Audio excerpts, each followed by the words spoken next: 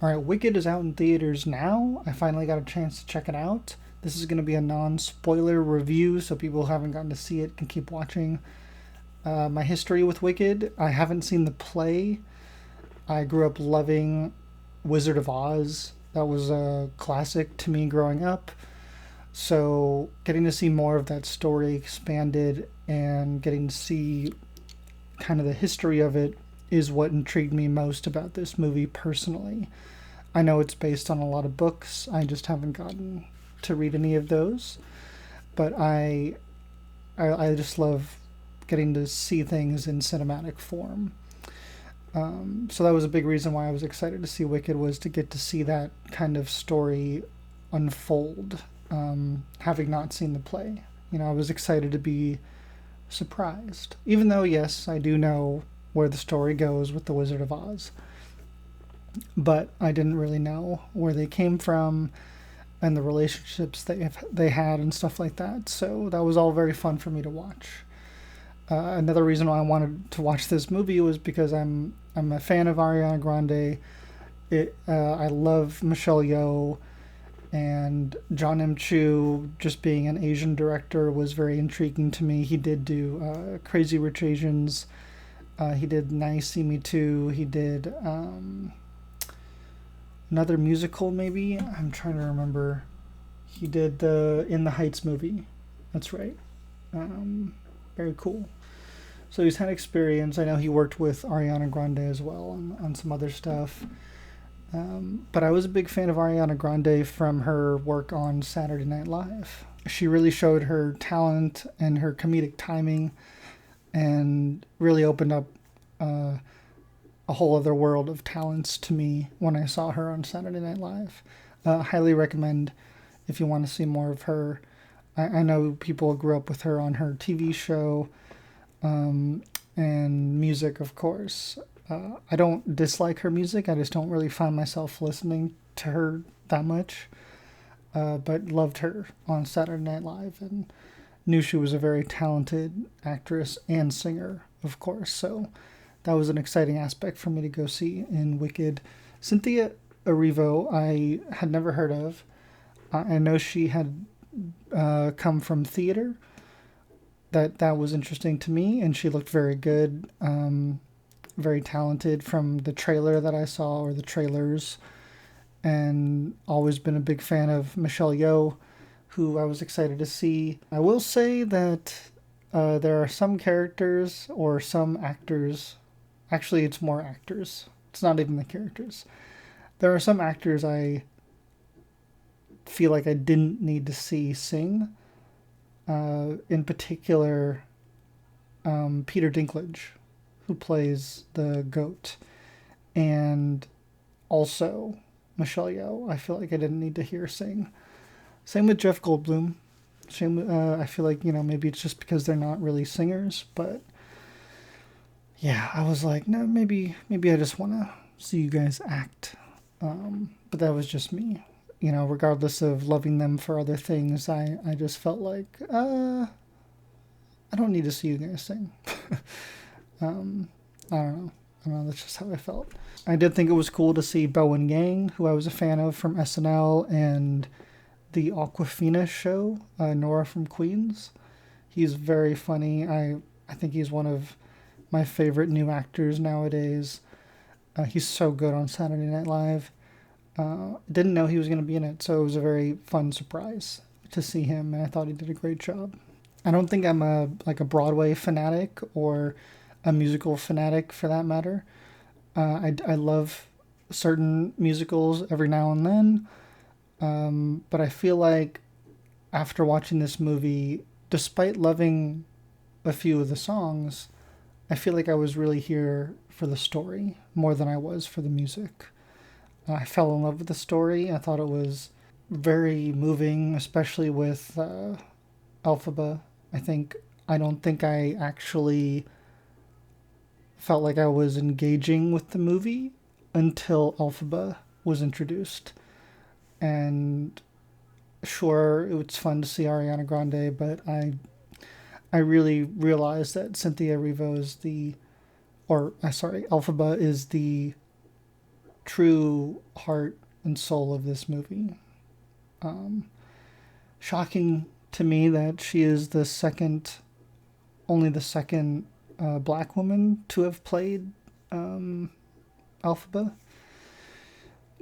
being that it's so much about like skin color and being an outcast and a minority.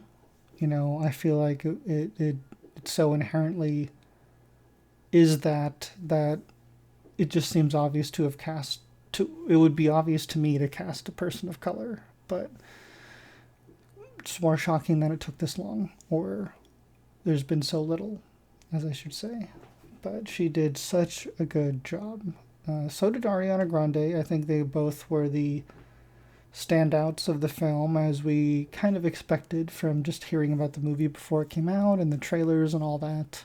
But for me, really, it's the story and the character of Elphaba that I felt was the most memorable of this story, and makes me more excited for Wicked Part 2, which comes out, I believe, November 21st, 2025.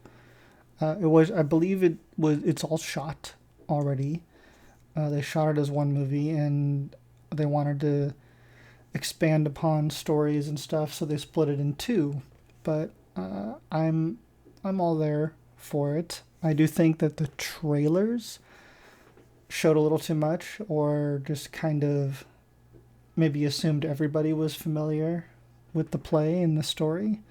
But I think that a lot of trailers do that nowadays. It's hard not to put the best moments in the trailer, but I still feel like they could have kept it a little more tight and it would have done just as well. I forgot to mention that I have no stake or familiarity with Jonathan Bailey. I think he was a very minor role to me. I didn't think he was that memorable. I'm not familiar with his work, but certainly wasn't a reason why I went to see the movie. I think he is like a more theater role type. Yeah, it looks like he did a lot more theater growing up and stuff than movies, so it makes sense. Oh, he's in Bridgerton. That's the thing that he was in, which I did not watch, hence me not being familiar with him. But yeah, I'm curious to hear how theater fans or fans of the Broadway show of Wicked feel about the adaptation. It seems pretty widely joyful and positive, but I'm curious to hear if anyone in the comments below have watched the play or stuff like that, or familiar with the story of the books, I should say, and how faithful it is to those. I'd be curious. But if anything, it makes me want to read the books. Like I don't think I would want or feel the need to see it on Broadway. Like I said, I'm more the cinematic type, and again, I felt like I was here more for the story than I was the music. So I do think it would be fun to check out the books, and hearing that there's like 10 or 12 of them, or maybe more, is kind of intriguing, that there's this much mythology for the Wizard of Oz world, and makes me curious what else happened. So I might do that. It's been pretty busy at the theater getting to work this movie. It's been fun. It's been interesting. We had a few experiences of people singing and stuff like that. I've heard worse things happen at other theaters, and people pulling out their phones and recording stuff, especially the ending. It's like, why do you need to do that? It's like, you're really only doing that for clicks and views. Rather than taking into consideration, you could be ruining your fellow moviegoers' experience. I remember we had to deal with some drunk people who were being very loud and commentating, and I don't think they were pulling their phone out, but they were singing and commentating very loudly. And I personally, okay, if they're singing, I kind of expect some of that. As long as they don't pull out their phone, I'm cool with that. The talking is bothersome to me. and we did have three different guests who came out and complained, and that was definitely a reason to go in and talk to them. Recently, I did hear that Dwayne The Rock Johnson supports people singing in the movie theaters. If you're going to a musical, he said. Again, I don't mind the singing.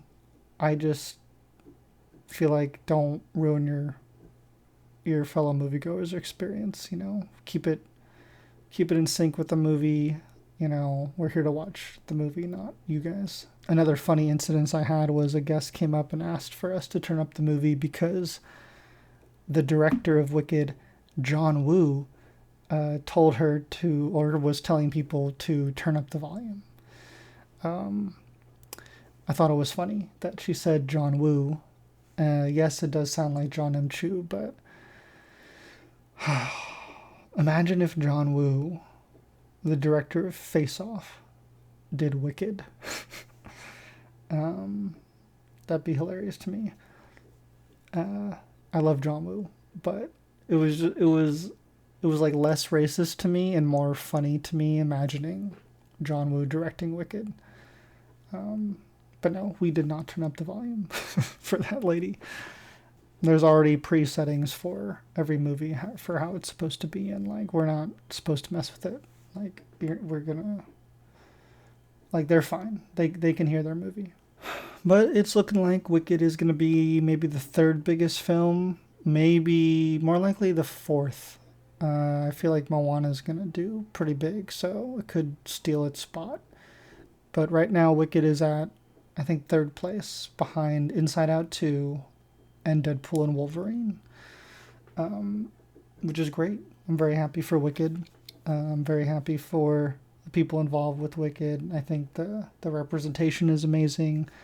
I love the energy it brings, and it's very Barbenheimer with Gladiator coming out, as many people have been calling it Gladict, or Wickadiator.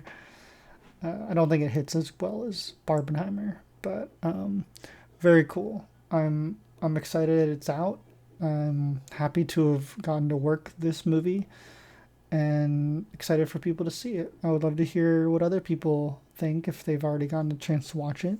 So let me know down below, and don't forget to like, comment, and subscribe, and stay tuned for more. I hope you guys have a wonderful, wonderful day.